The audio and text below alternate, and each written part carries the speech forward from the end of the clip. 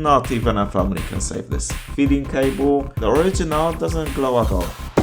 Hi! Wanna chip out on one of the most popular gaming mice? I bought this fake Logitech G102, so you don't have to. But hold on for a sec, cause maybe you want to. Shut up and take my money!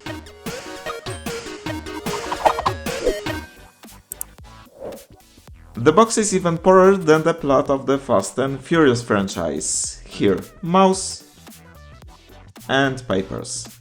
Not even a family can save this. Yeah, feels like a divorce settlement more than a product unboxing. The build quality is not awful. Honestly, I wouldn't blame anyone for thinking it's the original. The buttons are mushier, but nothing shaky like the poor soul who just realized they bought a fake. The plastic body has a nice texture to it.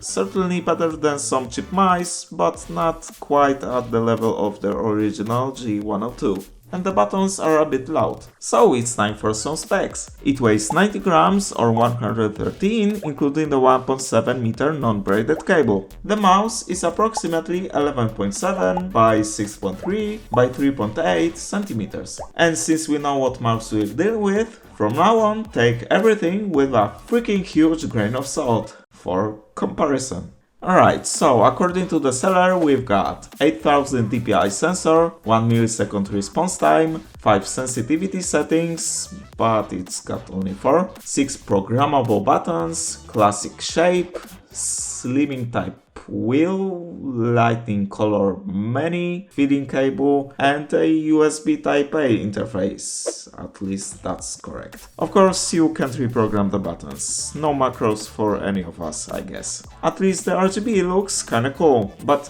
guess what? You can't change it. I mean, how could you if G-Hub doesn't even detect the mouse? Speaking of which, let's learn something useful and see how to spot a fake. These days they make basically identical boxes, so let's focus on the rodent. First, look at the sticker at the bottom and check your serial number. If it's the same as mine, you got yourself a ripoff. Also, look at the sensor. The fake one uses a red light and the original doesn't glow at all. The fake one also flickers its RGB lights when moving. Additionally, you can install G-Hub and check if the mouse is detected. The last tell is the price. A G102 for less than 10 bucks is just not gonna happen, unless it's some big promo. Remember, buy only from reputable and well-known sellers. But if you bought something that ticked some of these boxes, well, let's hope you're still in the return window. If this video has helped you so far, you can leave us up for more tips and gadgets. And also don't forget to leave a comment to raise awareness of these kinds of scams. Let's check the feedback from the last video about the JBL Flip 6. Sit under a rest road. It's a really good speaker, bro. Well then, I'm happy to disappoint with a review of this RGB disco cheese muncher that occasionally moves the cursor. Well, if you're still here, at least let's hear what it sounds like.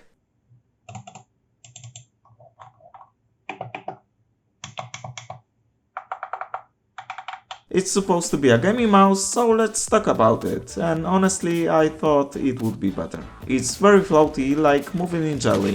That's probably caused by the high response time. The lowest DPI setting is around 1080 dpi and the highest is roughly 3000 dpi if you move really slowly. It's hard to measure because the sensor loses track of its position when you move it fast and the registered DPI drops to around 500. So if you're a low sensitivity player, just turn yourself into Sonic to get some of that sweet precision. Certainly the low pouring rate has something to do with it. I measured it to be around 125 Hz, but I'd still blame the overall cheap and inconsistent sensor. It just feels like you're not fully controlling the mouse, but on the bright side, the buttons are decent. After all, it's just a glorified office mouse with a few sensitivity stages that don't really work, pretty nice build quality and a respectable design. I can't say how long it would last, but I wouldn't get my hopes up for a beautiful, long-lasting friendship.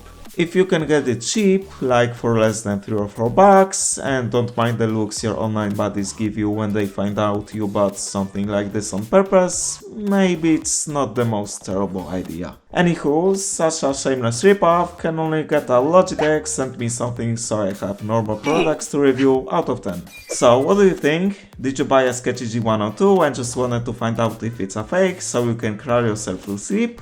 Let me know in the comments down below. You can also check out my Razer Basilisk review. See ya!